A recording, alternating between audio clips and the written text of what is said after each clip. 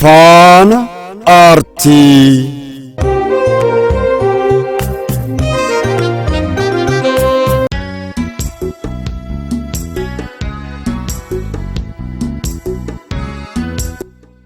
Kabajamoo hordoftoota keenya kan daawwachaaf ilaalaa irraas waa hubachaa ittiinis barachaa jirtan kun sagantaa Faana Artiiti. Sagantaan Faana Artii Artiin Oromoo eessaa ka'e eessas gahee jira gara fuulduraattis haala kamiin imalaa jira kan jedhu isin hubachiisuudhaaf artiistota beektotaaf hayyoota biyya keenyaa aadaa duudhaa seenaa fi akkasumas illee gootummaa ilmaan Oromoo irratti hubannoo gahaa qaban yeroo yerootti affeerree akka isin biraan geenyu ittis bahaara akka jirtan abdii guddaa ni qabaanna. Har'as keessummaa isin jaalattan gama guddina aartii Oromootiin gahee olaanaa taphachaa jiru. Muuziqaa qindeessuudhaan walaloo fi yeedaloowwan adda garaa barreessuudhaan kan beeku qindeessaa muuziqaa yookaan kompozarii Birahaan Zarihuniin qabannee isin cinatti argamna. Isinis hanga xumura qophii keenyaatti nu faana ta'an dhaamsa keenya. Kun sagantaa Faana Artiiti. Eessayyuun dhaqinaa nu faana yeroo gaarii dabarsaan dhaamsa. Tolegaa kabajamoo hordoftoota sagantaa Faana Artii YouTube'dhaan Telegiraamii akkasumas illee Feesbuukii akkasumas miidiyaalee hawaasaa adda garaatiin kan nu hordofaa jirtan qophii keenya adda garaa isiniif dhiyeessinuttis kan bohaaraaf bashannanaa jirtan akkuma sila isiniin jedhe amma kan na cinatti argamu Qindeessaa muuziqaa jaallatamaa fi beekamaa ta'e artiistota hedduudhaaf hojii miidhagaa fi bareedaa ta'e hojjechuudhaan sagalee isaanii kilooleetiin wal makee gurratti akka mi'aawutti godhee kan nuun biraan geessisu Qindeessaa muuziqaa Birahaan Zarihunidha. Birahaan baga nagayaan dhufte. Baga nagayaan eegdani. Tolemee Birahaan eenyu nama akkamiitii eessatti dhalate eessatti barate? An kanan aladde magaalaa Naqamteetti kanan baradhe isaasuma magaalaa Naqamteetti jechuudha. Tole Oromiyaa jiituu dachii magariisaan faayamte qilleensa gaarii qabdu keessatti taa'ee haala kanaan yeroon siyaasofsiisu anaan baay'ee natti tola. Qilleensa ishii gaarii unachaa abaaboo ishii miidhagaa daawwachaa dachiisii magariisaa irra imalaa siyaasofsiisu godhaaf baay'ee natti tola. Simaaltu sitti dhaga'ama. Anillee akkuma sana hedduu na gammachiisa baay'ee natti tola. Tolemee yeroo ammaa kan argamtu gama hojii aartii kanarratti bobbaateetu kanatti argamta. Mee aartiin siif maali? Artiin anaaf jireenya. Sana alatti aartii jaalladheen hojjedha. Malee akka dalagaatti yookiin akka hojiitti ilaaleen hojjedha miti. Wanta hundaarra jaalladhu keessaa aartiin isa tokko isa guddaa jechuudha. Bakka guddaan qaba aartiif jechuudha. Tolegaa aartiin Oromoo durirraa kaasee hanga har'a jirrutti akkasumas gara fuula duraatti tarkaanfachiisuudhaaf illee kaan lafeetiitti cabee kaan dhiignis dhangala'ee kaanis itti wareegamee lubbuu isaa dabarsee jira. Gumaacha hedduu kaffaleera jechuudha hundumtu. Atis gama keetiin gama ogummaa keetiin aartii Oromoo guddisuudhaaf sochii cimaa taasisaa jirta. Kana keessatti mee gama aartii kanatti galuudhaaf maaltu si kakaase? Gama aartiitti seenuudhaaf wanti na kakaase maa'inni akkuma salasiin jedhe jaallan aartiif qabudha kan akka gara sanatti akkan seenu kan godhe. Sanarra kan darbe immoo aartiidhaan waa baay'ee ibsachuu dandeessa. Artiin waa hedduu bakka guddaa qaba jechuudha artiin. Sanaan ergaa barbaadde artiidhaan dabarfachuu dandeessa. Sana sun akka sanatti yeroo ilaaltu artiif bakka guddaa laatta jechuudha. Artiitti kan galte hammam ta'a? Umurii kee daa'imummaadhaan immoo erga barumsa kee barattee xumurte? Artiitti kan isin tureera. Sanaatis ni beekta garuu yaa hordoftoota keenyaaf ifa gochuuf yoo ta'e irraan kan hafe artiitti kan isin ijoollummaa tana tureera baay'ee. Yeroo sana xiqqaadha ijoolleedha. Umurii akkas 12-13 yoon ta'edha. Artiitti gara ergan seenee amma gara waggaa 15 ta'a jechuudha. Tureera baay'ee. waan baay'ee bareedaadha. Kun jaalala aartii silumaa uumaan fedhii kee keessatti dabalee siif qoodedha jechuudha.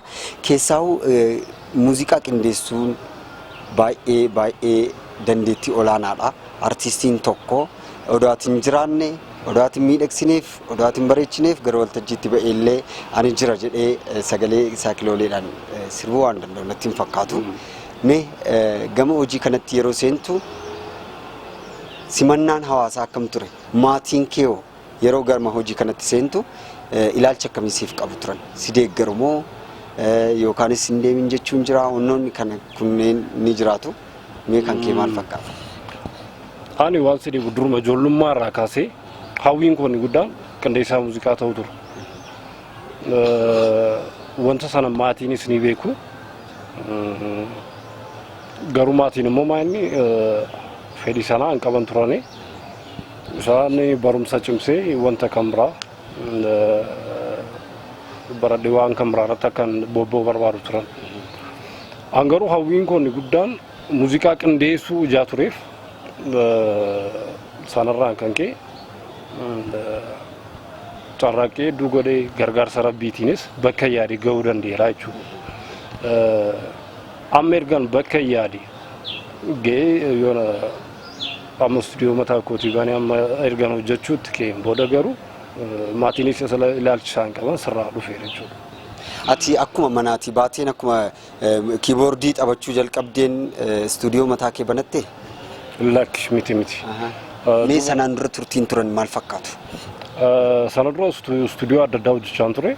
Stuudiyoo adda addaatti jalatti hojjechaan ture jechuudha. Mee gara stuudiyoo muuziqaa qindeessuu sanatti odoon seeniin dura amma yeroo baay'ee namoonni kiiboordii taphatan yookaan waldaarraa ba'u yookaanis immoo dhaabbilee adda addaarraa ba'u yookaan gumiiwwan adda addaa keessaa ba'u yookaan hawwisoo adda addaa keessatti hirmaatanii hojjechuurraan kan ka'an sumarraan deemaniitudha gara stuudiyoo mataa isaaniitti banachuu kan isaan seenanii. Mee kan kee maal fakkaata? Yeroo jalqabamu maatiin keenya muuziqaa baay'ee jaallatu. Gara muuziqaatti akka nuun seenu kan godheewu faazarii keenyadha. Faazariin keenya jechuun inni ammaanatti kan sirbaallee hin fedhu. Yeroo sana akka nuun barannu kan inni taasiseef faarfannaa akka hojjennuuf ture jechuudha. Haaluma sanaan kiiboordii manatti nuu bitee jechuudha. Daa'imatu jiru kiiboordii manatti bitee biraazarii keenya isa guddaatu kiiboordii taphata ture. Jalqaba isatu barate inni eessatti barate as charchii makaaniifsitti barate naqamteetti jechuudha. Inni baratee dhufee immoo nuun barsiisee jechuudha. Sana booda isa baran hinituma xinnoo jajjannu kara charchii immoo carraan dhufe akka barannuuf jechuudha. Sana keessa warra filataman keessa nama tokkoon ture jechuudha. Isa tokkoon ture haala sanaan muuziqaa baradhee isin jechuu barbaadeni. Sana booda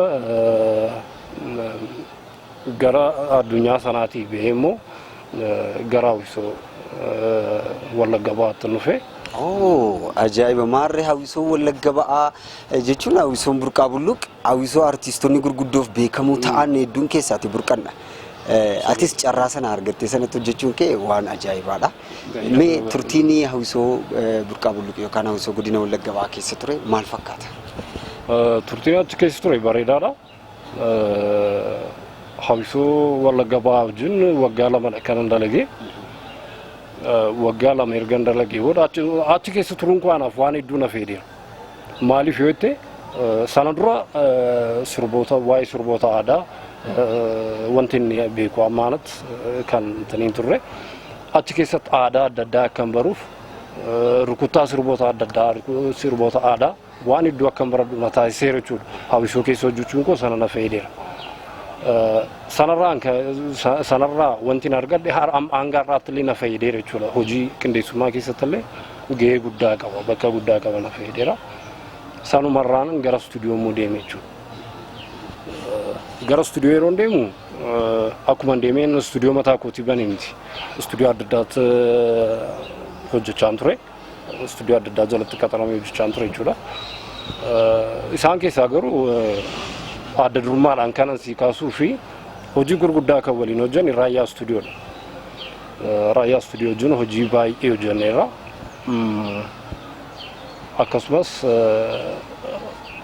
baay'ee obbolummaan keenyas akkuma sana jabaa jechuudha. Raayyaa istuudiyoo hanga irraatti illee jechuudha. Amma garuu raayyaa istuudiyoo wajjinis adda adda taanee ammayyuu waliin hojjenna. Yaa istuudiyoo keenyatu adda adda ta'erraan kan hafe hojii jiru hundumaa walumaan hojjenna jechuudha. Kan koo BM istuudiyoodha.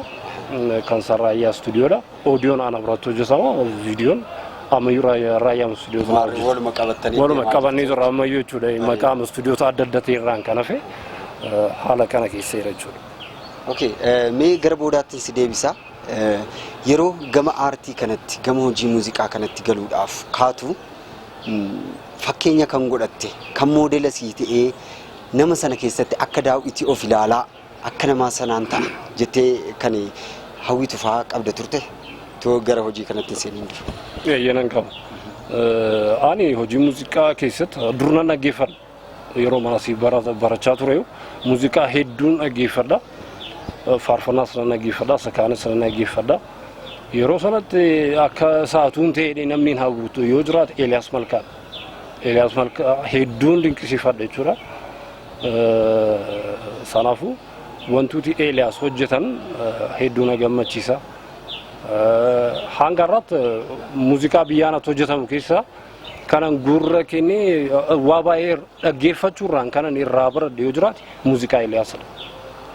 Eeliyaas Malkaa egaa amma lubbuudhaan illee darbeetiin jira. Lubbuun isaa jannata keessa haqananiitu jenna. Baay'ee bareedaadha. Namoota gurguddaa akkasii of fuuldura kaa'anii keessatti of ilaalaa gara fuulduraatti tarkaanfachuun bakka guddaa nama geessisa jennee yaadna. Egaa kan daawwachaa jirtan ammallee sagantaa faana aartiiti. Hin dagatinaa, eessallee hin dhaqinaa. Subscribe godhaa. YouTube irratti kan ilaalaa jirtan subscribe gochuudhaan. Sagantaa faana aartii immoo Facebookiidhaan, Telegiraamaan akkasumas illee miidiyaalee adda addaadhaan join, like, subscribe gochuudhaan nu faana turaa isiniin jenna. Ani asii promoter hanga xumura sagantaa keenyatti nu faana turaa isiniin jenna. Mee gara hojii kanaatti gaafa seentu Birahaan mudannoowwan adda addaan dhiban yookaan kanatti irraa barattee yookaan kan si bashannansiisan yookaan kan si naasisan yookaanis immoo hanga ammaatitti sammuu kee keessaatti baduu kan hin dandeenye mudannoowwan adda addaan jiraatu jedheetan yaada. Mee mudannoowwan hawaasaaf qooddu yoo jiraate? Yeroo tokko maaltu na mudate weellisaa haaraadha mucaan kana dura weellisee hin beeku. Naa bilbilee waliin haasofnee istuudiyoo dhufeen waraabamuu fedha sirba hojjechuu fedha naan jedhinaan kuttadeen bakka isaatti mee dhufee jechuudha. Mucaan maal godhee akkuma dhufeen balbala rurrukutee ol seeneetu kilaasii istuudiyoo dhufee akka seenee sirbuu eegalee jechuudha. Sirbee erga xumuree booda callisee man ilaalee nan dubbifnee bara. Nagaa waaqayyoo nan gaafanne. Inni fedhisaa jalqaba dhufee sagalee masaa kompiitara keessa galchuu qofa ture jechuudha kaayyoon isaa. Eeyyee bakka akkuma seeneen sanatuun ta'in kilaasii masan yeroo seentu kilaasichi wanta waraabutti fakkaate natti fakkaata. Waan baay'ee nama. Oluma seenee sirbuu eegale hanga xumurutti callisee man dhaggeeffadhe jechuudha. Ati muuziqaallee qindeeffadhe wanti sirreessite. Muuziqaattu hin buune. Waliin waan tokkos nan dubbisnee siin jala bara. Waliin haasofamti nan dubbifne. Oluma seenee sirbuu eegale sana booda erga sirbee xumuree booda yoomin dhufee fudhaanaan jedhe. Maal fudhattaan jedhe. Hanga kanaatti callisteetu malaaltaa. Callisee ilaala eenaa. Naan galle kana waan tokko naa galuu laleenye maal fudhattatti jala saampilaan waraabnee miti naan jedhe. Bakki aan waraabne saampilli achi biratti waraabama maayikii irratti waraabamaan jedhe. Maal kana nama sirbe yeroon sirbu maa waraabinaan jedhe. Kan inni taa'ee sirbe as bakka keessummaa bakka simatuttudha jechuudha. Mudannoo akkasiitu nama mudateera sin jechuudha. Waan ajaa'ibaati. Namni tokko akkamitti ilaala yeroo kilaasichi ol seentu kilaasii guutuu wanta waraabutti fakkaata. Mudannoo akkasiis dabarsiisa sin jechuudha. Kanaaf egaa namoonni muuziqaa yookaanis immoo sagaleedhaan hojjechuudhaaf gara fuula duraatti yaadaa jirtan ammas wantoota kanarraati baradhaa. Bakki itti waraabamu kan biraa bakka itti saampilii yookaanis immoo sagalee keessan jalqabaa akka meejarii fudhatuuf bakki itti ilaalamtan kan biraadha. Kanaaf hubannee taasisnu jenna. Baay'ee bareedaadha. Mee muuziqaawwan hangammaatti hojjettee eenyufaaf hojjetteetta namoota beekamoo ta'an namoota gara aartii kanaatti immoo seenaa jiran muuziqaalee hangam ta'an hojjettee jirta yaadatta? Lakkoofsaan illee yaadadhu garuu weellistoota hedduuf hojjedheen jira. Weellistoota hedduu wajjin hojjedheera. Hirphaa Gaanfuree, Daawit Makonnin, Jireenya Shifarraaw, Kadijaaji, Bashriyaa, Kadir Martuu. Weellistoota hedduudha amma yaadadhee akkan hidhee yoon sitti himuu baadillee jechuudha. Adam Mahammad weellistoota amma baay'eedhaan keessaa jechuudha. Weellistoota hedduu wajjin hojjedheera. Waaw, baay'ee ajaa'iba.